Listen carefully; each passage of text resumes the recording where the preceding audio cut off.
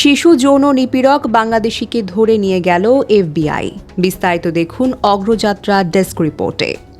শিশু যৌন নিপীড়ন চক্রের সাথে যুক্ত থাকার অভিযোগে এক বাংলাদেশিকে গ্রেফতার করে মালয়েশিয়া থেকে যুক্তরাষ্ট্রে নিয়ে গেছে এফবিআই। জোবাইদুল আমিন নামের এই ব্যক্তিকে গ্রেফতার করে মালয়েশিয়া থেকে যুক্তরাষ্ট্রে নেওয়া হয়। আন্তর্জাতিক শিশু যৌন নিপীড়নের চক্র পরিচালনা সহ বিভিন্ন অভিযোগে জোবাইদুল আমিন নামের এক বাংলাদেশিকে গ্রেফতারের পর মালয়েশিয়া থেকে যুক্তরাষ্ট্রে নিয়ে যাওয়ার বিষয়টি নিশ্চিত করেছেন এফবিআই পরিচালক ক্যাশ প্যাটেল।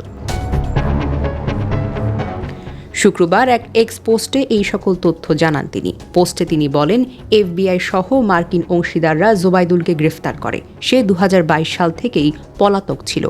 তিনি আরও লিখেছেন, জোবাইদুলকে মালয়েশিয়া থেকে যুক্তরাষ্ট্রের আলাস্কায় নিয়ে এসেছে এফবিআই। আলাস্কায় তিনি তার বিরুদ্ধে আনা অভিযোগের মুখোমুখি হবেন। এ বিষয়ে বিস্তারিত তথ্য পরে প্রকাশ করা হবে। ডেস্ক নিউজ, অগ্রযাত্রা প্রতিদিন। অগ্রযাত্রা প্রতিদিন, নির্ভীক প্রত্যয়ে উজ্জীবিত।